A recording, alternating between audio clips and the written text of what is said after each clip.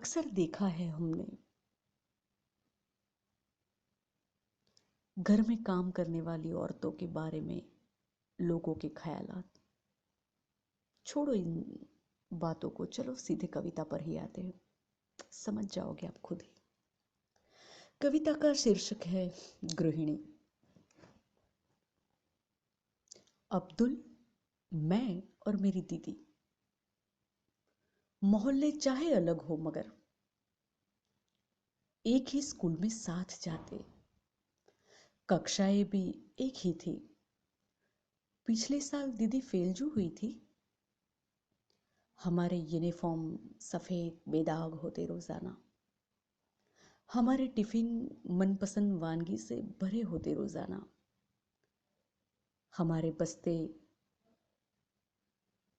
हमारे बस्तों में रखी कॉपियाँ व्यवस्थित होती रोज़ाना। बने हुए बाल और कटे हुए नाखून, साफ धुले मोजे और पॉलिश किए बूट। एक शाम हम खेल रहे थे साथ साथ अब्दुल के आंगन में।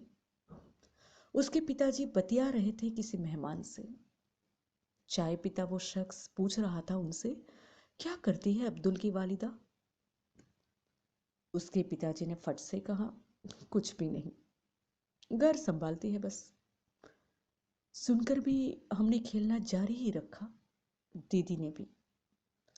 कोई सनसनीखेज घटना थोड़ी ही हो गई थी कि जो खेलना बंद कर दे। क्या फर्क पड़ता, मेरा यानी राम का आंगन होता तब भी। यही कहते मेरे पिताजी भी, कुछ भी नहीं, गृहिणी ही तो है, नौकरी नहीं करती तो ना सही। तभी तो दूसरे दिन टीचर ने जब उठ खड़ा कर हमसे बारी बारी पूछा था, क्या करते हैं हमारे माँ बाप? बाप का तो बताया बड़ी अदब से, और माँ का भी कह दिया फट से, कुछ भी नहीं। अब्दुल ने भी और दीदी ने भी। हाँ, सूरज पृथ्वी पर जितनी गति से पहुंचता है उससे भी तेज गति से माँ के पांव दौड़ते थे।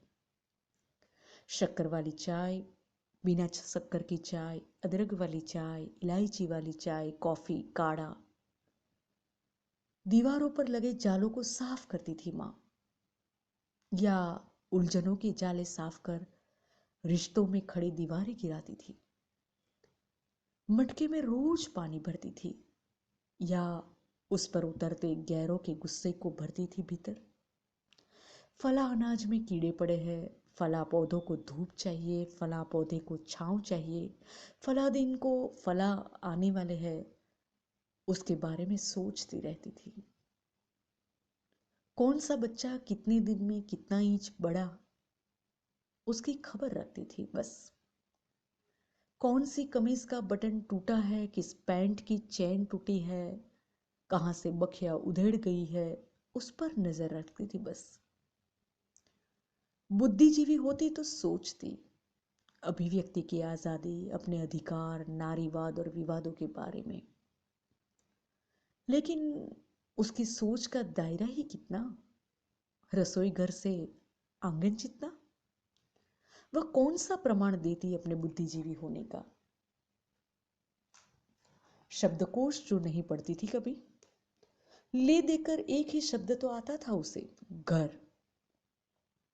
बस सोचती रहती थी, लहसुन की कलियां काट कर डालूं, कूट कर डालूं या डाल दूं साबुत, मसाले खड़े डालूं या दरदरा रखूं ताकि सब्जी का स्वाद हो लाजवाब। हाँ, झाड़ू पोछा भी कर लिया करती थी। अपनी ख्वाहिशों के कूड़े को झाड़ू लगा देती थी और सपनों पर पोछा फेर दिया करती थी।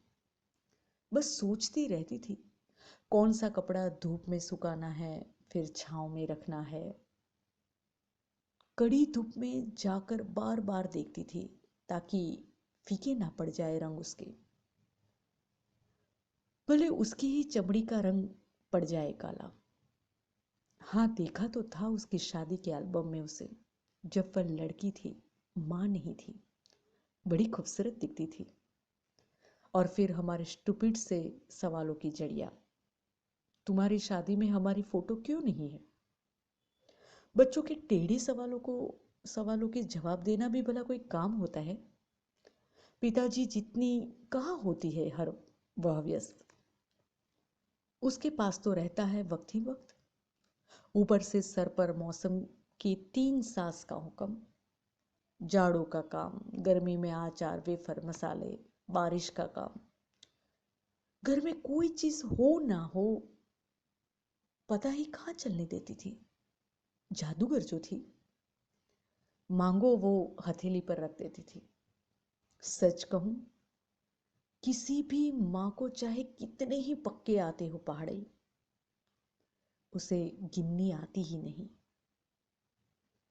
हर सुबह आंख खुलती है जब, आसमां में होता है सूरज जगमग।